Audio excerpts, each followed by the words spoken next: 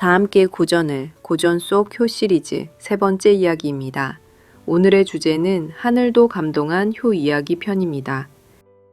병든 어머니를 위해 겨울에 죽순을 피운 맹종, 홍시를 구하려 호랑이 등에 오른 도씨, 오디 한 줌을 나눠 세상을 감동시킨 채순, 절망 속에서 땅을 파다 기적을 만난 곽거, 이 네 사람의 이야기를 통해 효심이 어떻게 불가능을 바꾸는가를 함께 살펴보겠습니다.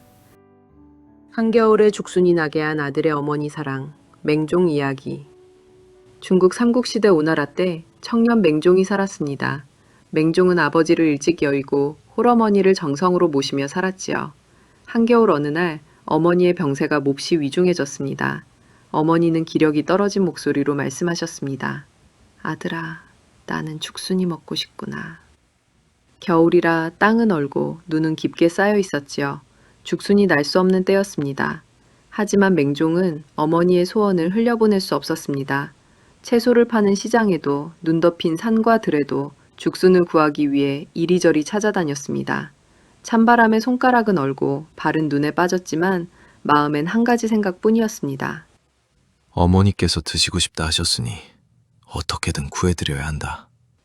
그러다 눈 덮인 대밭에 다다른 맹종은 끝내 눈 위에 주저앉았습니다. 눈물이 흘러내렸습니다. 그는 탄식하며 하늘을 바라보았습니다.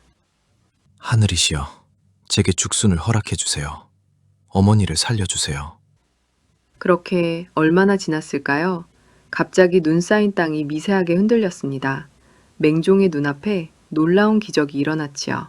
얼어붙은 흙을 밀어내고 겹겹이 쌓인 눈을 헤치며 맹종이 눈물 흘린 자리에 연두빛 죽순이 솟아난 것이었습니다. 믿을 수 없는 광경 앞에 맹종의 눈에 눈물이 맺혔습니다. 손으로 죽순을 조심스레 모으며 하늘을 향해 울면서 말했습니다. 감사합니다. 감사합니다. 하늘을 향해 절을 올린 후 집으로 돌아온 그는 죽순 요리를 만들어 어머니께 올렸지요. 어머니는 죽순 요리를 천천히 드셨습니다. 어머니의 기력은 되살아났고 며칠일이 지나자 병은 나으셨습니다. 맹종은 이후 고향에서 먼 곳에 관리가 됐는데 어머니 상을 당했습니다. 당시 충이 우선이라 해서 국가에서는 근무지를 이탈하지 못하도록 했습니다. 하지만 맹종은 처벌을 감수하고 고향으로 가서 장례를 치른 후 국가에 벌받기를 청했습니다. 하지만 왕은 그의 효심을 알고 처벌 대신 직위 강등으로 넘어갔다고 합니다. 후에 사람들은 맹종의 일을 두고 말했습니다. 효성은 계절도 거스른다. 맹종의 사랑이 죽순을 깨웠다. 그래서 남겨진 고사성어가 맹종읍죽입니다. 맹종의 이야기는 삼국지의 오지 중국 24요 책에 실려 있습니다. 호랑이가 길을 열어준 효심의 기적, 도시 이야기. 조선시대 도시라는 사람 이야기입니다. 도시는 수출구업하라 생계를 이어가던 가난했지만 어머니에 대한 효성이 지극했던 사람이었습니다. 수출 팔면 그 돈으로 고기를 사서 고기국을 끓여드리고 정성껏 반찬을 준비했습니다. 어느 날 수출 팔아 시장에서 고기를 사서 돌아오는데 갑자기 솔개가 다가오더니 도씨가 쥐고 있던 고기를 낚아채 날아갔습니다. 도씨는 너무 속이 상해 울면서 집으로 돌아왔는데 놀랍게도 솔개가 도씨의 고기 뭉치를 집 안뜰에 내려놓고 간 것이었습니다. 솔개조차 도씨의 효심을 알고 있었던 것이지요. 그러다가 또 한 번은 어머니가 병이 나셔서 제철도 아닌 홍시가 먹고 싶다고 하셨습니다. 도씨가 지푸라기라도 잡는 심정으로 감나무 숲을 헤매었습니다. 어느새 날이 저물었습니다. 그때 호랑이가 도씨 앞에 나타나 몇 번이나 앞길을 가로막더니 몸을 낮췄습니다. 마치 호랑이의 눈빛은 뭔가 타라는 눈치를 주는 것 같았습니다. 도씨는 자신의 직감을 믿고 두려움을 이기고 호랑이 등에 올라탔습니다. 도씨를 태운 호랑이는 한밤중에 100리나 떨어진 산골짜기까지 달려갔습니다. 그곳에는 집 한 채가 있었고 자정이 지난 시간이었는데도 불이 켜져 있었습니다. 마침 그날이 집주인이 제사를 지낸 날이었던 겁니다. 자정이 넘은 시간인데 갑자기 나타난 도씨에게 주인이 제사밥을 차려주면서 대접하는데 상 위에는 도씨가 찾던 홍시가 있었던 겁니다. 도씨가 너무 기뻐서 물었습니다. 아니, 철도 아닌데 이 감은 어디서 난 겁니까? 돌아가신 아버지께서 감을 좋아하셔서 해마다 가을이 되면 아버지 제사상에 쓰려고 감 200개를 골라 굴에다 보관을 했죠. 제사 지내는 이맘때가 되면 보통 멀쩡하게 남은 게 7개나 8개 정도인데 올해는 50개나 멀쩡하게 남아있어서 참 이상하다 여겼습니다. 아마도 이건 틀림없이 하늘이 그대의 효성에 감동한 덕분인 것 같습니다.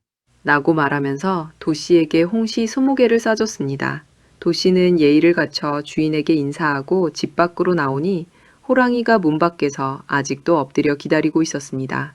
도씨는 다시 호랑이 등에 올라타고 집으로 돌아왔는데 그때가 다음날 새벽이었다고 합니다. 이렇게 효도를 다했던 도씨는 훗날 어머니가 천명을 다해 세상을 떠나시자 피눈물을 흘리며 슬퍼했다고 합니다. 이 이야기는 명심보감과 한국민속설화집에도 실려 있습니다. 두 바구니에 담긴 오디, 세상을 울리다, 채순 이야기. 채순은 중국 후한 시대 때에 살았습니다. 어릴 때 아버지를 여의고 가난하지만 홀어머니와 위지하며 지극한 효성으로 모셨습니다. 채순의 효심이 지극해 이웃 사람들도 모두 그를 칭찬하고 아꼈습니다. 당시 왕망이란 사람이 왕위를 찬탈해 세상은 어지러웠고 가문까지 들어 흉흉년으로 사람들은 굶주렸고 민심은 흉흉했습니다. 이런 상황에서 지방 관리들은 극심하게 세금을 징수했습니다. 농민들의 난도 이곳저곳에서 일어났던 상황이었습니다. 채순집도 어렵기는 마찬가지여서 식량이 떨어져 뽕나무에서 열매, 오디를 줍고 따서 배를 채우고 있었습니다. 하지만 채순은 반드시 두 바구니에 오디를 나눠 담았습니다. 오디는 덜 익으면 떫고 찬 성질이 있어 몸에 해로울 수 있어서 덜 익은 붉은 오디는 자신이 먹으려고 했고 어머니에게 드릴 검게 익은 단 오디는 다른 바구니에 따로 담았습니다. 그때 지나가던 농민 반란군들이 채순을 보고는 물었습니다. 오디를 두 바구니에 따로 담는 이유가 뭔가? 채순이 이렇게 대답했습니다. 검게 익은 오디는 단맛이 강하니 어머니 드릴 것이고 아직 붉은 오디는 덜 익어 제가 먹을 겁니다. 반란군들은 채순이 보인 효심에 감동해 자기들이 가지고 있던 쌀 3말과 소다리 한 짝을 내주며 어머니께 효도하라고 했습니다. 이 일로 채순은 지역에서 효자로 이름이 나게 되었고 세금 징수관원들도 세금을 면제해 주었다고 합니다. 또한 어머니가 돌아가셨는데 장례를 치르기 전 옆집에 불이 났습니다. 불길이 채순의 집으로 번지자 어머니의 관을 붙들고 하늘을 향해 고글하자 불길이 채순의 집을 넘어 다른 집으로 타고 갔다고 합니다. 그리고 살아생전 어머니가 천둥 소리를 무서워했기 때문에 천둥이 칠 때마다 무덤으로 가서 어머니 제가 여기 있습니다 하며 넋이라도 안심하도록 달랬다고 합니다. 나라에서는 이 이야기를 듣고 채순이 묘소에 갈 수 있도록 말과 수레를 내리기도 했다고 합니다. 채순의 이야기도 중국 24유에 실려 있고 민간에서도 전해지고 있습니다. 어머니를 살리려 한 날 하늘이 내린 솥, 곽거 이야기. 옛날 중국의 진나라 시절 곽거라는 사람이 살았습니다. 아내와 늙고 병드신 어머니 그리고 3살 난 아들과 함께 가난하게 있었지요. 당시 흉년으로 인해 기근으로 굶주리던 사람들이 아주 많았던 때였고 곽거의 사정도 다르지 않았습니다. 하루 벌어 하루 먹는 형편, 밥상은 늘 모자랐고 살림도 늘 어려웠습니다. 곽거는 이곳저곳 날품을 팔아서 어렵게 음식을 구했습니다. 하지만 구해온 음식을 어머니께 올리면 어린아들이 거의 다 먹어버리는 날이 계속되었습니다. 곽거의 부부가 아이를 나무라고 말려도 보았으나 어머니는 어린 손자가 배고픈 것을 걱정해 자신의 몫을 조용히 건네주셨습니다. 어머니의 그릇은 늘 비어 있었고 얼굴빛도 점점 흐려져 갔습니다. 어느 날 밤 곽거가 아내에게 바라보며 조용히 말했습니다. 여보, 어머니가 계속 아무것도 드시지 못하셨소. 어머니는 한번 가시면 다시는 모실 수 없지 않겠소. 아이는 다시 얻을 수 있지만 어머니를 더 이상 굶게 할 순 없소. 그것은 무서운 제안이었습니다. 아내는 곽거의 말이 무엇을 뜻하는지 알아들었습니다. 하염없이 눈물만 흘릴 뿐이었습니다. 다음 날 곽거 부부는 3살 난 아이를 업고 뒷산으로 향했습니다. 땅을 파던 곽거의 볼에 눈물이 떨어졌습니다. 세자쯤 팠을 때였습니다. 땅 속에서 금빛이 번쩍였습니다. 황금 솥 하나가 모습을 드러냈습니다. 깜짝 놀란 곽거는 금솥을 들어 올렸습니다. 솥엔 이렇게 적혀 있었습니다. 이 솥은 하늘이 효자 곽거에게 주는 선물이다. 관청도 이것을 뺏지 못하고 다른 이는 가지지 못하리라. 두 사람은 눈물을 멈추고 서로를 바라보았습니다. 절망의 구덩이는 이제 가족을 살릴 희망의 터가 되었습니다. 황금솥은 어머니의 병환과 가난을 모두 바꿔놓았습니다. 과거의 기록에 대해 후세 사람들은 아이를 희생시키려 한 것은 사람의 도리에 맞지 않고 효행의 본뜻에 어긋난다고 했고, 유학자인 사마광도 사람의 도리에 맞지 않다고 했습니다.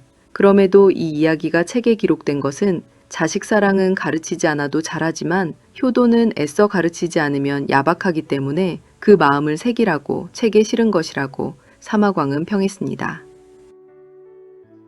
오늘 함께한 내 효자의 이야기는 하늘이 움직인 건 기적이 아니라 마음이었다는 걸 알려줍니다. 효는 사람을 살리고 길을 여는 힘이었습니다. 다음 시간에는 다른 효 이야기들로 찾아뵙겠습니다. 시청해주셔서 감사합니다.